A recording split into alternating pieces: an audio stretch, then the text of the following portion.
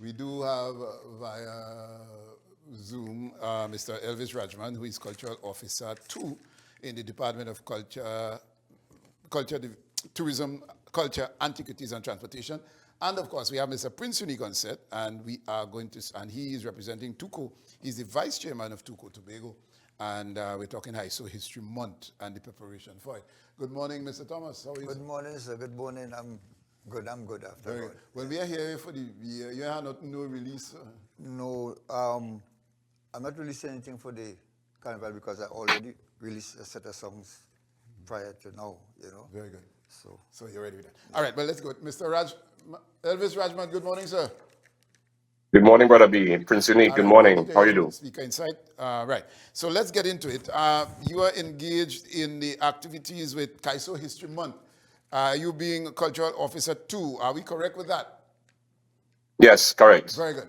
So let's go. What are the plans in celebration of Calypso History Month?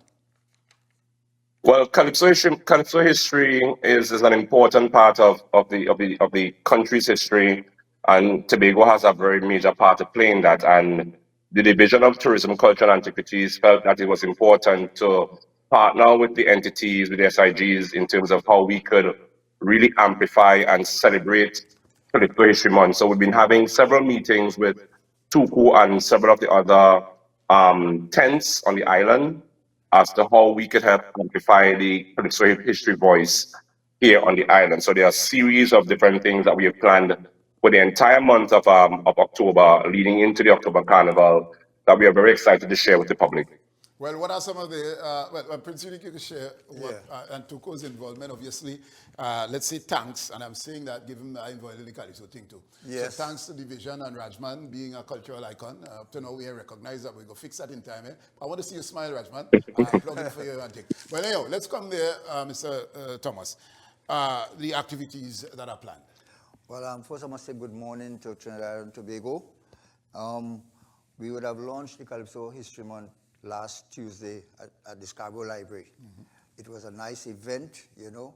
A lot of the calypsonians came out. We had the award ceremony, of which we awarded calypsonians from Tobago base who has done a lot for Calypso in the past. And those recipients were deceased Calypso Prince, some of them, Axback, Lady Ivy, Rosin Reed, Bindi B, Yourself? myself included, you know. How Baker was left out though? Baker, I don't know why he was, I don't think he was left out. Okay. No, he wasn't. No, he wasn't left out. He wasn't. And what plans he are there wasn't for left out. Baker, Radgman? And I have to acknowledge Baker, given the contribution Baker has made outside of him being a Calypsonian. What are the plans to acknowledge Baker, or is there a special plan for him?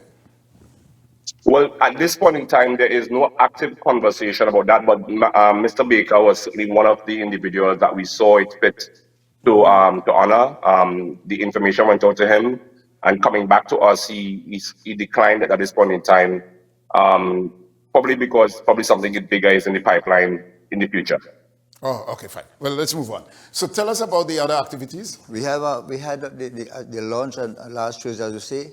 We also had the audition this last Sunday for the Calypso Monarch of Tobago, which should be held on the 23rd. And the names of these finals and finalists? The finalists were Tobago Chalky, Delaney Baines, Dylan Thomas, Wendy Garrick, Rosin Reed, Giselle Fraser, that's Gigi, Jacqueline Reed with a big return, and we have Wendell Fredericks, which is Excite. We have Dion Philip and Rhonda John. Those are two newcomers to the competition. Excellent. Yeah. All right. So, Mr. Radgman, let's talk about I don't know staging of this Calypso Monarch, but there are other activities that we may have missed before we get to that. Yes, most certainly. As I said, this is a month-long activity. All things Calypso, all things Tobago Carnival. It's going to be a very active month here in Tobago. So the idea is to really create a season where all the major carnival activities are in focus, from Mass to Calypso to Pan.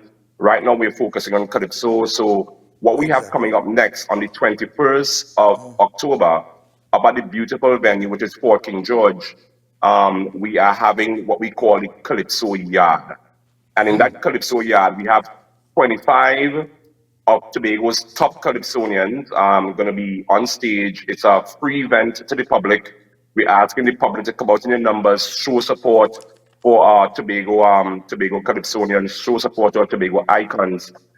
It'll be a lovely evening, an evening of history, an evening of entertainment, and just a good evening of us celebrating all that is Calypso. So we have this on the 21st of October at the Fort King George at 7 p.m.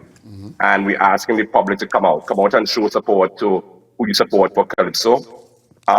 Then we have, because we're not leaving out the educational aspect of it, on the 23rd and 24th of October from 10 a.m. to 6 p.m. daily, we have a Calypso History Month exhibition that will be mounted at the Scarborough Library, and that is geared to the general public and, of course, the schools. So we are working with the Division of Education through their multicultural unit to have schools come out in their numbers and really immerse themselves in terms of the history about Calypso History Month. I mean, some of our, and not just the artists, but about the musicians, the writers, the backup, the works that went in developing Calypso as an art form here in Tobago. We want to celebrate those things, as well as we have some radio programs where every Saturday we'll be featuring some of the oldies of the Calypso, people who we have forgotten, some of the music that some of us have never heard before. We'll be featuring those music and those artists, those Calypsonians, every Saturday from this Saturday until the end of the Carnival in celebration of Calypso History Month. And of course, we have the coveted Calypso Monarch, which is on the 23rd. And I think the Festival Commission has done an excellent job in terms of organizing and curating this event alongside with TUCO as a partner.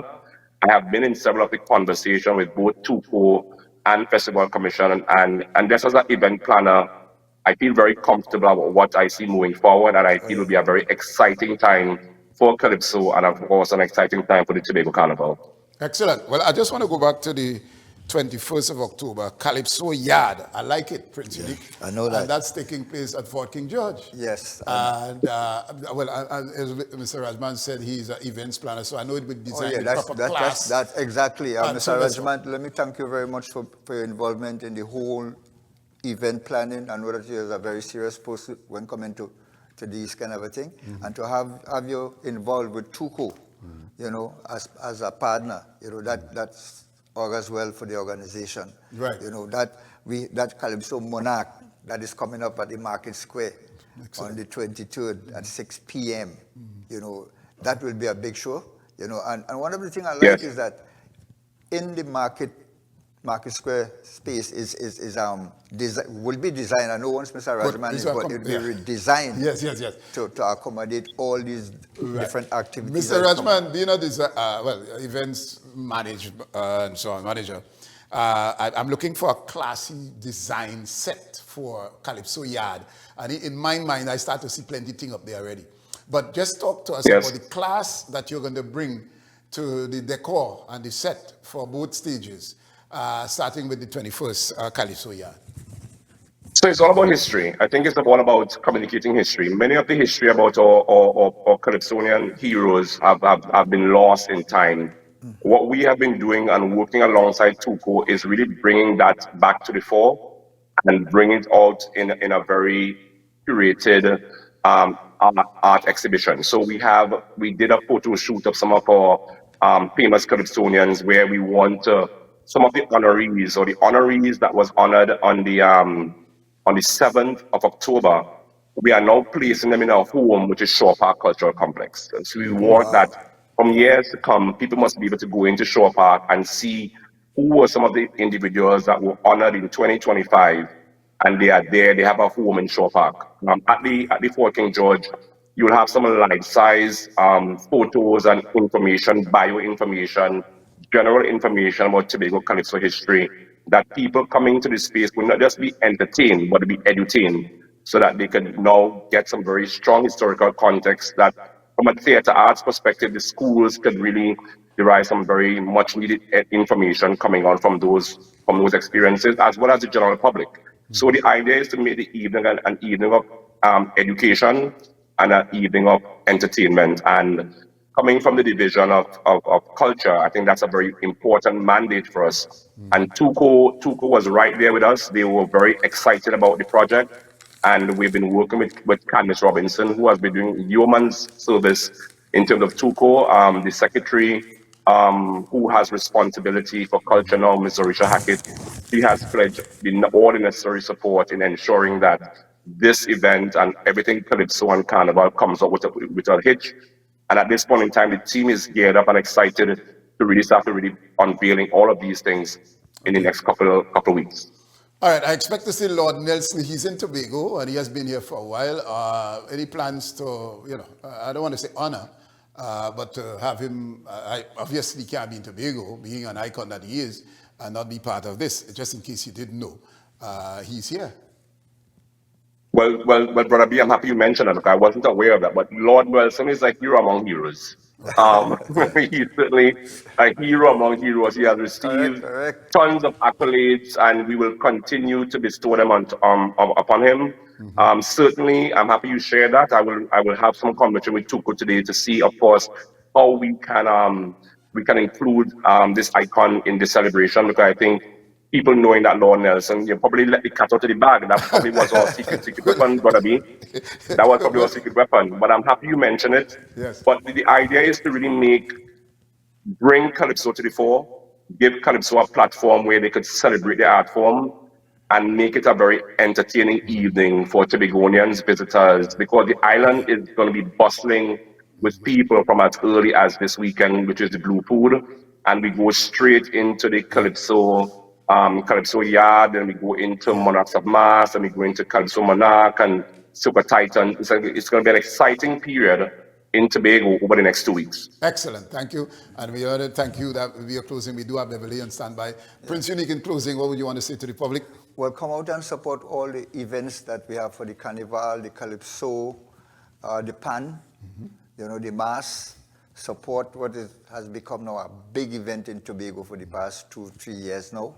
And be safe, enjoy yourself, and let's push Tobago forward culturally. Excellent. And again, I must thank Mr. Radgman for his involvement, because he has spearheaded these initiatives in a way that when I look down Scarborough and the Esplanade and I see my picture and I see history next to my picture, that is my award. Yeah, well, that's your award. That's my award. You're rich.